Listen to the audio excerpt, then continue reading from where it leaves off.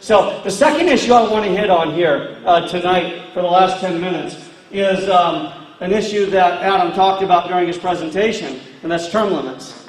And I know Sandy's so excited to talk about term limits. Yeah, absolutely.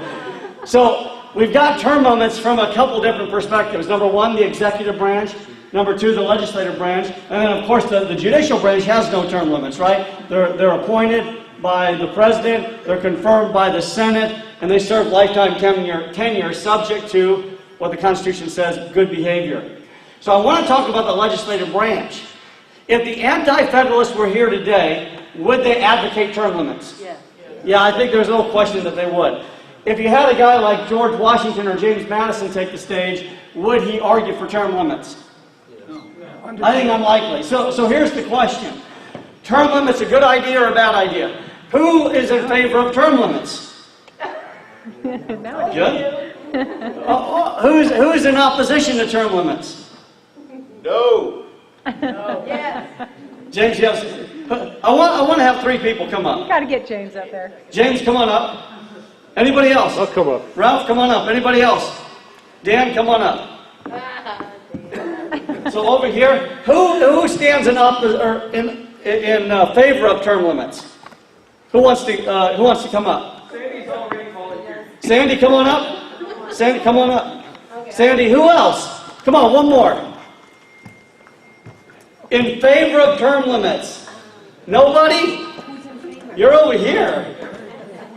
We need more. Right here. Very good. Steve. Steve Atkins. Very good. So, we got a lot of people up here a short time, so let's hit right to the point. Why you're in favor or stand in opposition to term limits. Start with Dan, and let's move down the line. From a local government standpoint, we see this in a lot of our cities and towns. We have a town council who gets elected, who sits up there and bloviates about whatever the issue is, when the real power is in the city manager running the city government, and they do everything, and the city council doesn't have a clue, because we've got people who are working for the staff of the city manager handing them lies about what's really going on behind the scenes. We have a series of bureaucratic technocrats running our federal government underneath the executive, and they come and testify and lie right before Congress, because we have congressmen who serve too short a time to have a clue what's really going on. There's a certain minimal amount of time that a legislator needs to absorb the information and to be able to hold the bureaucratic morass that is the actual physical government to account. And before we go to you, James, go. We'll switch off here. Well, when the Constitution was written, people were supposed to be citizen legislatures. If you have term limits, then you can create citizen legislatures. Nowadays, you can have big government and have people there for 50 years. Or longer. Or even longer. What's the point? They can become corrupt with those in that time. If you get a citizen legislature and have turnover after a certain number of years, you would have less corruption. James. If you have term limits, if you impose on a state that they can only elect a certain person a certain amount of times, you violate the sovereignty of that state. Term limits are called elections. And if you've got a John McCain that continues to get reelected, the people need to become educated. You cannot violate the sovereignty of a state by saying they can only elect somebody a certain amount of times. You have to take the responsibility yourself. You cannot just say, I don't like this guy, I think we should have term limits so he can't get elected again. You have to take the responsibility and get him out yourself. If you've got a George Washington in office, and if you have term limits, you've just kicked out George Washington. If he's in there doing a good job, if he's serving the people, why kick him out? He didn't want to be there to begin with. But the point is, if he's doing good, let him stay in there. All right. Protect the sovereignty of the states. Thank you, Jim. You're a John McCain person. Okay. I am not a John McCain person. Let me make that perfectly You got him clear. on the record right there. Look in the camera. Boom! I am not a John McCain person. I do not support John McCain. I advocate people learning, understanding, knowing the principles, knowing the issues, and getting him out yourselves. As I will vote him out, all of you should vote him out. Okay, that's the perfect example right there is John McCain. And I will say again, and I'll bring it back to the apathy issue, is you can say all you want that people should get educated and vote these people out, but that's not happening. So I'm saying, I'm getting to the point where we have to force it because people are, actually they're moving in the other direction. They could care less about politics. So I'm at the point where, and my example would be, get John McCain out with a term limit. You have a Matt Salmon or someone else run for John McCain's seat, and then you bring up a Warren Peterson or someone that you are grooming at the lower level to advance into the next step. And this will force the process to move along. Ralph. I bet you half the people in here. No. Hey, I turn this thing on. You had your So I don't chance. need it. I bet half the people in here never heard of the word of the Constitution, except for a congressman, member of Congress, who's been in for about 20 years, but at least 10 terms, who's been promoting the Constitution. That's woken a lot of people up. If it hadn't have been for him, I don't think we'd even be here tonight. You know what I'm talking about? No. Huh? It's the guys you rejected in favor of Mitt Romney, who never understood the Constitution to begin with. Come on, who? Are you talking about Ron Paul? Yes. I'm an idiot's never heard of him.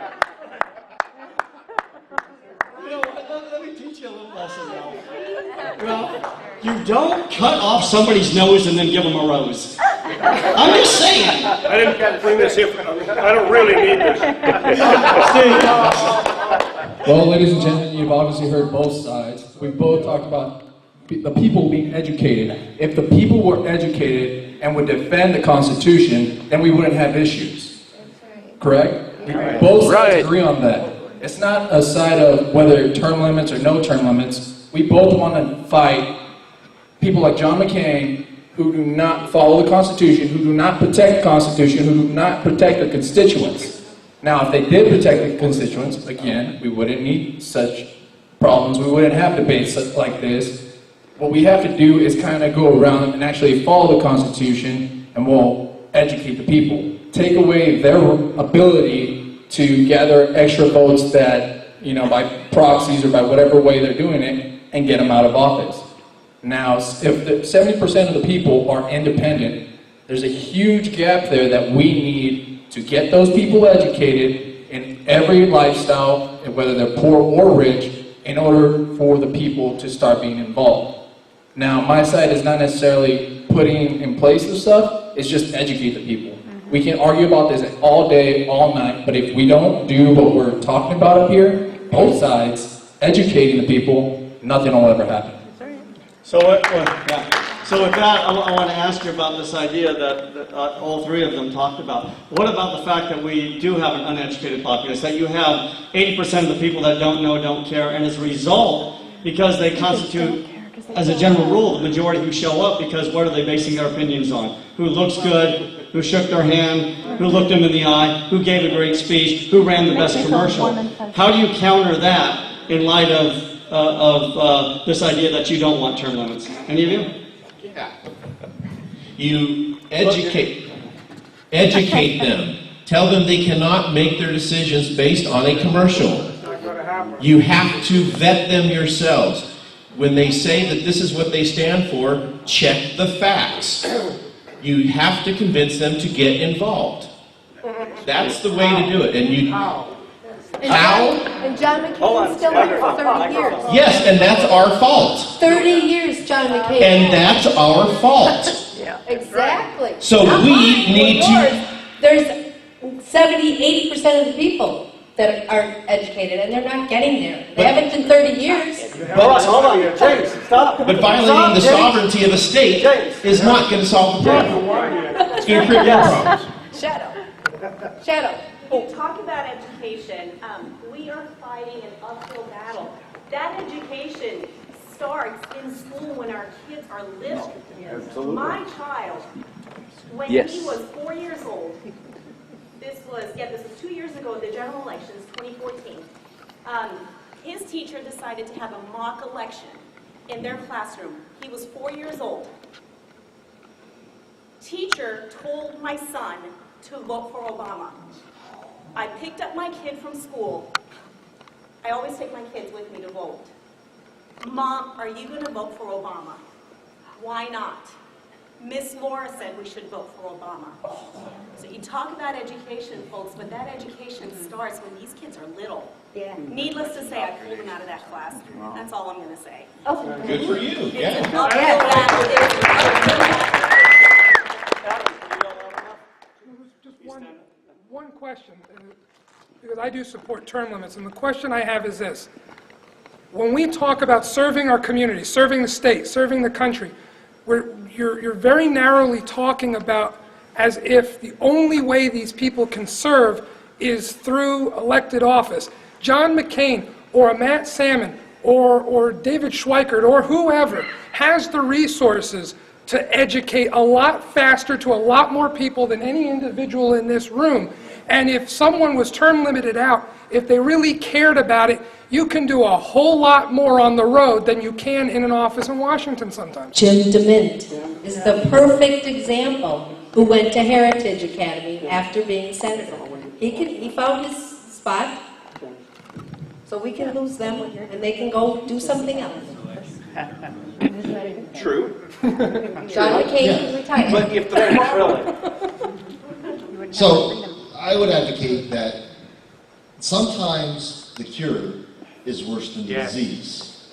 And the risks of certain policies actually create problems downstream that are worse than what you envision right in front of us. So we all can look at a John McCain and someone who we're really disappointed with in terms of leadership they provide in adhering to the Constitution. And 30 years seems like a long time, but it's a blink in the eye in the length of a nation. And therefore we need to remain focused on principles and not let a tactic like term limits deter us from being able to make the decision of who's best to represent us and have that withheld. It's kind of like if you're in a battle with guns and you're told, oh, you can only have 3 bullets. Better be a good shot. First of all, I'd like to say that I was originally against term limits, except for the fact, due to FDR going for 4 terms, and we had a Republican Congress, they voted for the 22nd Amendment, which gave the president term limits. If the president should have term limits, then why not the Congress? There you go. Exactly. Yes. I'd like to know how many would be for closing the primaries. That would solve the Yeah. problem. Yeah. That would solve the problem. All the independents, 30,000 of them. We got 10 back. We're down 20 Republicans. Did they go become Democrats? I don't think so. They're all sitting out there in the independent party or party not disclosed, which is, I'm walking the streets finding them out, trying to sign them up as PCs. Party not disclosed. They're Republicans who are hiding in the shadows themselves. They don't get to pick McCain again this time. They don't get to lean to the left and let McCain get picked. We close the primaries. We'll be the really registered Republicans. Most of this room would not have picked McCain in the primary. Would we have? No. By the way, thank you for going out and recruiting PCs. Yeah, well, that's our job. That's our job. Now, another issue is not just closing the primaries. That'd be great for our party. We also got to stop ballot harvesting. I mean, within our own party, who didn't see all of South Vietnam ups on top of on the last meeting, statutory meeting? Yeah. Now, I'm pretty sure it was in our district, LD 26, that they were saying they found 3 names that were of South Vietnam, PCs or statesmen, and they didn't know who they were, and they didn't know that they were voting either. And so if we keep harvesting ballots the way they do, John McCain's not going to get kicked out. What he's going to do is just go through and create PCs and still get voted to be accepted as, our elected official. I know Jim can go over that a lot more, but if we don't change that as well, I saw a lot of, the statesmen carrying like 30, 40 ballots, even 50.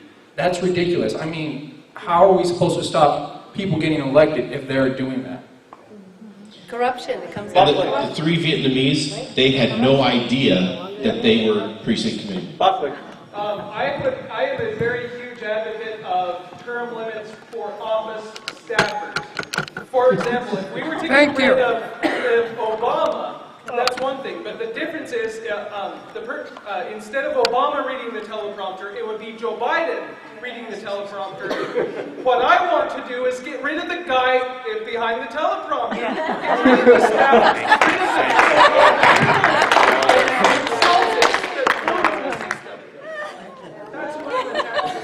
Okay. Final word here. The term limit is to deal with a symptom. It is not solving the problem. It's only putting a Band-Aid on the symptom. Solving the problem. No, it's a symptom. Hey, give these guys a hand. Fantastic.